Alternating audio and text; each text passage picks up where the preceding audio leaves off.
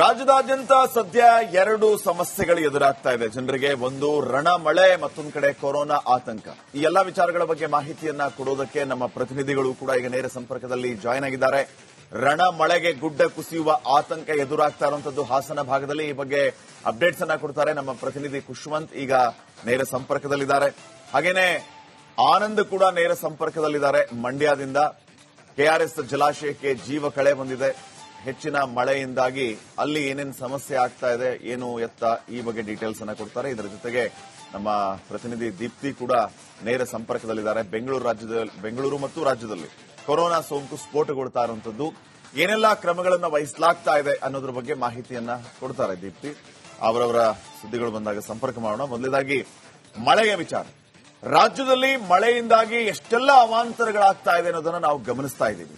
ಈಗ ಮಳೆಯಿಂದಾಗಿ ಮತ್ತೆ ಎಲ್ಲೆಲ್ಲಿ ಏನೇನು ಸಮಸ್ಯೆ ಆಗ್ತಾ ಇದೆ. ಈ ರಣ ಮಳೆಗೆ ಕರುನಾಡಂತೂ ಕಂಗಾಲಾಗಿ ಹೋಗಿದೆ. ಇಡೀ ರಾಜ್ಯವನ್ನ ಮುಂಗಾರು ಆವರಿಸಿದೆ. ರಾಜ್ಯದ ವಿವಿಧ ಕಡೆ ಅವಾಂತರಗಳ ಸರಮಾಲೆ. ಶಿರಾಡಿ ಘಾಟ್ನಲ್ಲಿ ಗುಡ್ಡ ಕುಸಿತದ ಆತಂಕ ಇದೆ. ಹಾಸನದಲ್ಲಿ ರಾಷ್ಟ್ರೀಯ ಹೆದ್ದಾರಿ ಮಾತ್ರ ಅಲ್ಲ, ರಾಜ್ಯ ಹೆದ್ದಾರಿಗೂ ಕೂಡ ಕಂಟಕ ತಂದಿದ್ದಾನೆ ಮಳೆರಾಯ. ಇವತ್ತು ಈ ಶಿರಾಡಿ ಘಾಟ್ಗೆ ವಿಪಕ್ಷ ನಾಯಕ ಅಶೋಕ್ ಅವರು ಭೇಟಿಯನ್ನ ನೀಡಲಿಕ್ಕಿದ್ದಾರೆ.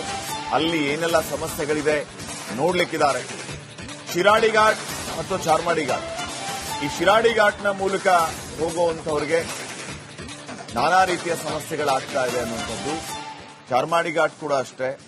ಮೊನ್ನೆ 4 ಅವರ್ ಏನೋ ಟ್ರಾಫಿಕ್ ಜಾಮ್ ಆಗಿತ್ತಂತೆ. ಈಗ ಒಣಗಿದ ರಂಬೆ ಕೊಂಬೆಗಳು ಬೀಳ್ತಾ ಇರುತ್ತೆ, ಗುಡ್ಡ ಕುಸಿತಾ ಇರುತ್ತೆ, ವಿಪರೀತ ಮಳೆ. ಹೀಗಾಗಿ ಭಾರೀ ತೊಂದರೆಗಳು ಆಗ್ತಾ ಇದೆ. ಸದ್ಯ ಆ ಭಾಗಕ್ಕೆ ಹೋಗುವಂತವರು ಅವಾಯ್ಡ್ ಮಾಡಿದ್ರೆ ಒಳ್ಳೆಯದು ಅಂತ ಆ ಭಾಗದ ಜನರೇ ಹೇಳ್ತಾ ಇದ್ದಾರೆ.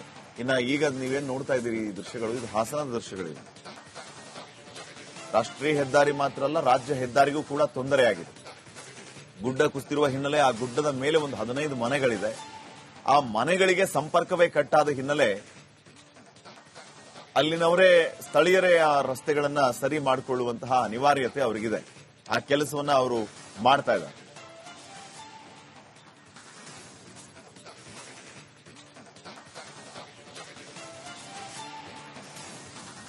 ರಾಜ್ಯದಲ್ಲಿ ಸುರಿತಾ ಇರತಕ್ಕಂತಹ ಮುಂಗಾರು ಪೂರ್ವ ಮಳೆ 108 ಅವಾಂತರಗಳನ್ನ ಸೃಷ್ಟಿ ಮಾಡಿದೆ.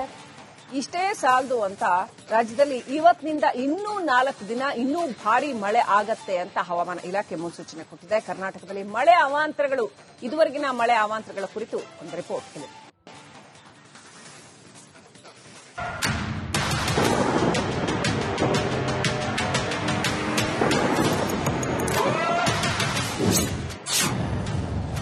ರಾಜ್ಯಾದ್ಯಂತ ಮುಂಗಾರು ಮಳೆ ಆರ್ಭಟ, ಜನರು ತತ್ತರ.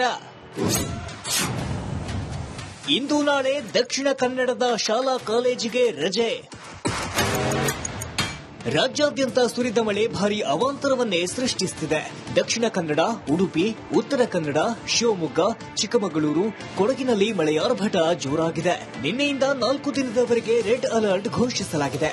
ಅಷ್ಟೇ ಅಲ್ಲದೆ ಇಂದು ನಾಳೆ ಶಾಲಾ ಕಾಲೇಜಿಗೆ ರಜೆ ಘೋಷಣೆ ಮಾಡಲಾಗಿದೆ.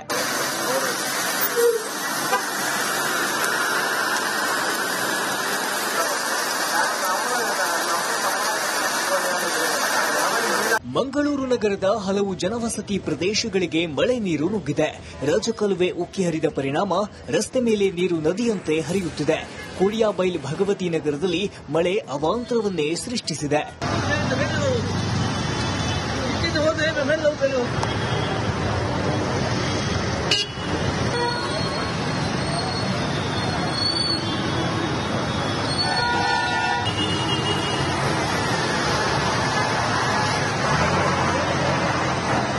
ಹಾಸನ ಜಿಲ್ಲೆಯಲ್ಲೂ ಮಳೆ ಸಾಲು ಸಾಲು ಅವಾಂತರವನ್ನೇ ಸೃಷ್ಟಿಸುತ್ತಿದೆ. ಸಕಲೇಶಪುರ ತಾಲೂಕಿನ ಆನೆಮಹಲ್ ಬಳಿ ಗುಡ್ಡ ಇಬ್ಬಾಗವಾಗಿದೆ. ಗುಡ್ಡದ ಮೇಲಿದ್ದ ಮನೆಗಳನ್ನು ಸಂಪರ್ಕಿಸುವ ರಸ್ತೆ ಕುಸಿದಿದೆ. ಬೆಂಗಳೂರು ಮಂಗಳೂರು ಸಂಪರ್ಕಿಸುವ ಶಿರಾಡಿ ಘಾಟ್ ಸ್ಥಿತಿ ಮಾತ್ರ ಕೇಳುವುದೇ ಬೇಡ.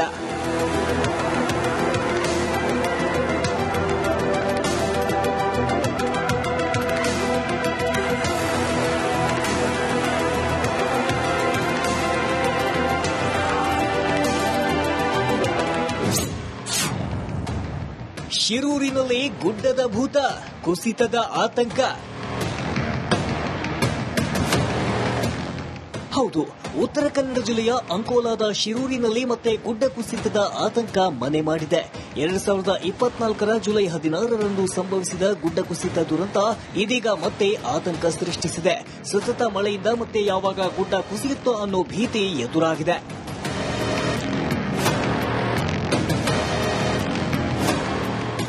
ಗುಡ್ಡದ ಪಕ್ಕದಲ್ಲೇ ಇರುವ ಗಂಗಾವಳಿ ನದಿಯಲ್ಲಿ ಮೀನುಗಾರಿಕೆ ಮಾಡದಂತೆ ಸಾರ್ವಜನಿಕರು ನದಿಗೆ ಇಳಿಯುವುದಕ್ಕೆ ನಿರ್ಬಂಧ ಹೇರಲಾಗಿದೆ.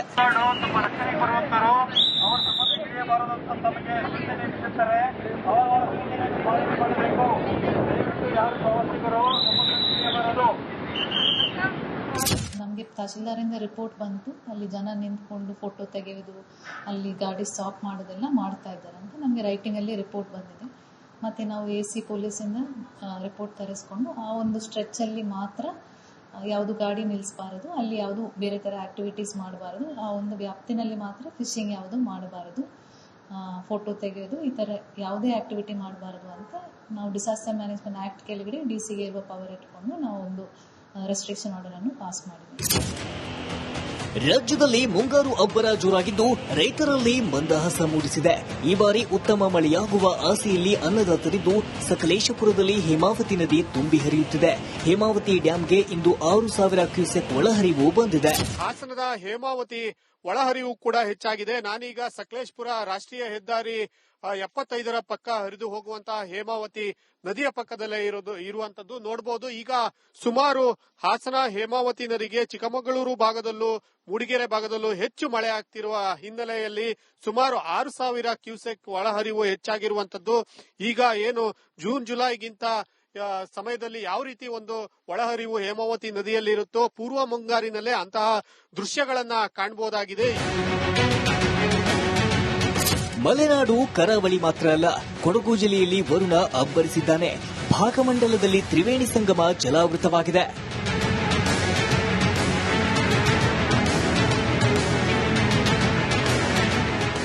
ಉದ್ಯಾನವನ ಇದೆ, ಉದ್ಯಾನವನ ತುಂಬಾ ನೀರು ತುಂಬಿತ್ತು, ಈಗ ಕಡಿಮೆ ಆಗಿದೆ. ಮತ್ತೆ ಈಗ ಬೆಳಗಿನ ಮಳೆಗೆ ಬರ್ತಾ ಇದೆ. ಮತ್ತೆ ಆಚೆ ಪಿಂಡ ಪ್ರದಾನ ಮಾಡುವವರು ನೋಡಬಹುದು. ಪಿಂಡ ಪ್ರದಾನ ಮಾಡಲಿಕ್ಕೆ ಸಾಕಷ್ಟು ಜನ ಬಂದಿದ್ದಾರೆ. ಅಂದ್ರೆ ಇದೇ ದಿವಸ ಮಾಡಬೇಕಂತ ಇರುತ್ತೆ, ಆ ದಿವಸ ಒಂದು ಪಿಂಡ ಪ್ರದಾನ ಮಾಡಬೇಕಾಗುತ್ತೆ. ಆದ್ರೆ ನೀರು ಹೆಚ್ಚಿರುವುದರಿಂದ ಅವರು ಒಳಗೆ ಇಳಿದು ಸ್ನಾನ ಮಾಡಲಿಕ್ಕೆ ಆಗ್ತಾ ಇಲ್ಲ. ಚಿಕ್ಕಮಗಳೂರು ಜಿಲ್ಲೆಯಲ್ಲಿ ಮಳೆ ಅಬ್ಬರಿಸುತ್ತಿದೆ. ಇಂದಿನಿಂದ 3 ದಿನ ಅಂಗನವಾಡಿಗಳಿಗೆ ರಜೆ ಘೋಷಿಸಲಾಗಿದೆ. ಮೂಡಿಗೆರೆ ತಾಲೂಕಿನ ಬಾಳೂರು ಗ್ರಾಮದಲ್ಲಿ ಗಾಳಿ ಸಹಿತ ಭಾರೀ ಮಳೆಗೆ ಬೃಹತ್ ಗಾತ್ರದ ಮರ ಬಿದ್ದಿದೆ.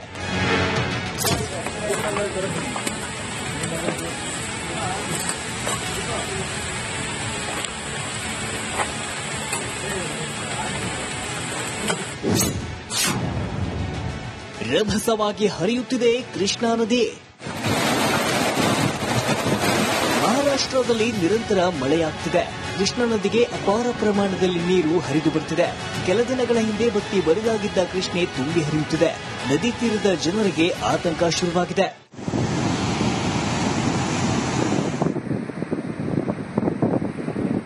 Bureau report, republic Kannada.